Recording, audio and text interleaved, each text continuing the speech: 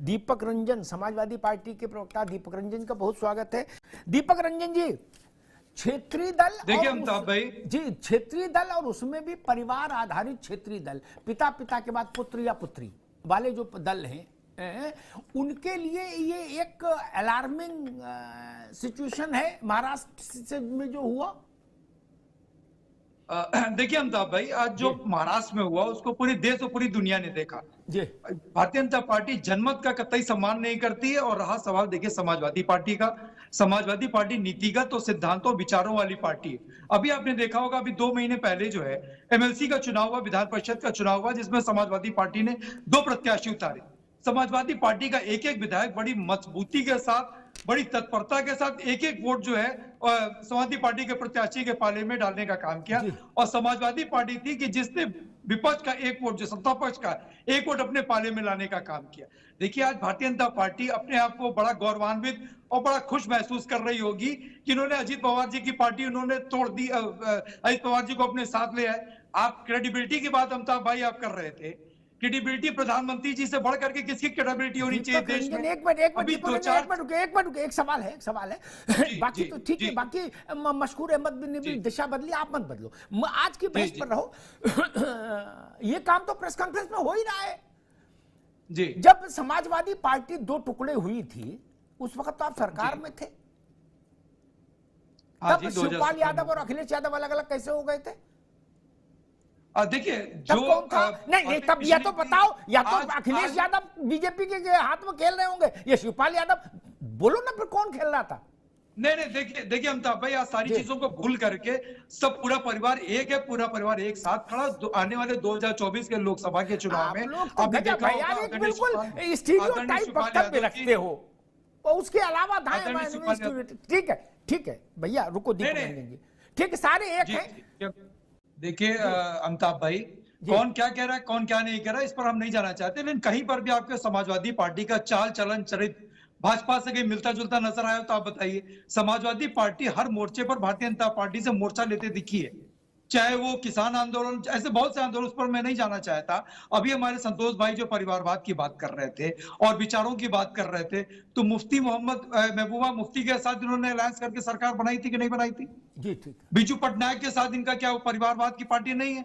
आज हरियाणा में ये चौटाला के साथ ये सरकार में है कि नहीं? वो परिवार की पार्टी है कि नहीं है? और रहा सवाल 75 साल का अमिताभ भाई, तो 75 साल के तो अगले साल पीएम साहब भी होने जा रहे हैं, आदरणीय राजनाथ सिंह जी भी होने जा रहे हैं, तो उसमें भी स्पष्ट करें ना कि 75 साल के बाद प्रधानमंत्री जी देश का नहीं संभालेंगे। जब शरद पवार जी 75 साल के बाद, किसने ऐसा बोला? कहीं कानून है क्या? नहीं, अभी अजीत पवार जी, अजीत पवार अपनी पार्टी के लिए बोलेंगे भैया, दूसरी पार्टी के लिए थोड़ी बोल देंगे। अजीत पवार सोनिया गांधी के लिए कैसे बोल देंगे? देखिए अमिताभ भाई, देखिए अभी आपने भी कहा अमिताभ भाई कि 75 साल के बाद बुजुर्ग हो गए हैं और उनको दे देना चाहिए, उसमें क्या बुराई है? तो उसमें अजीत पवार ने कहा, मैंने नहीं कहा शरद पवार को। शरद पवार जाने, अजीत पवार जाने, चाचा अजीत पवार जी ने भी, तो मैं अजीत पवार की, और देखिए समाजवादी पार्टी का स्टैंड पूरी तरीके से क्लियर है, कौन क्या कहता है, कौन क्या नहीं कहता। छोड़ो, खैर दीपक रंजन जी, आपको नहीं लगता कि इससे विपक्षी दलों का इस भोड़ी बात से बड़ा नुकसान है जो आप लोग आपस में कर रहे हो?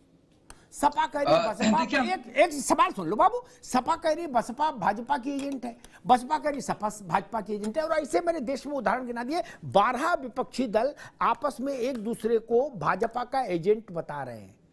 जनता इससे उसका मन खट्टा नहीं होता? मैं बोलूं जी।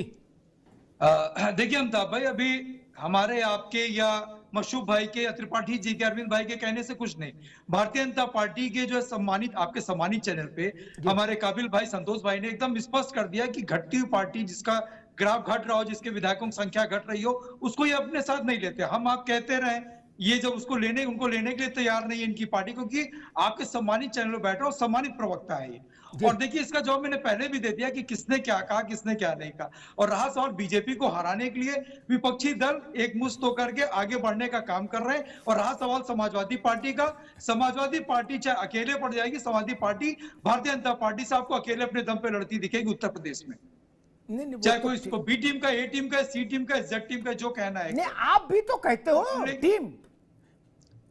नहीं तो हम तो आधार पे कहते हैं, हमारी पार्टी पे कोई आधार, हमारे चाल चलन चरित्र में कहीं बीजेपी से कहीं साठ गांठ दिख रही हो, वो बहन जी बताती है, बहन जी बताती है, मैं नहीं बता रहा, मायावती जी बताती है कि आप भाजपा के एजेंट हो। मैंने तो देखिए, मैंने तो कहा, अब बहन जी भी पुरानी नेता है भैया, उनको भी कैसे गलत कह दूं? पुरानी नेता है, देश की बड़ी नेता है दलितों। मैं अपने बारे में बता सकता हूँ, मैंने आपसे स्पष्ट कहा, आप बता दिए, आप तो इतने ठीक सम्मान। भैया रुको, 1 मिनट रुको।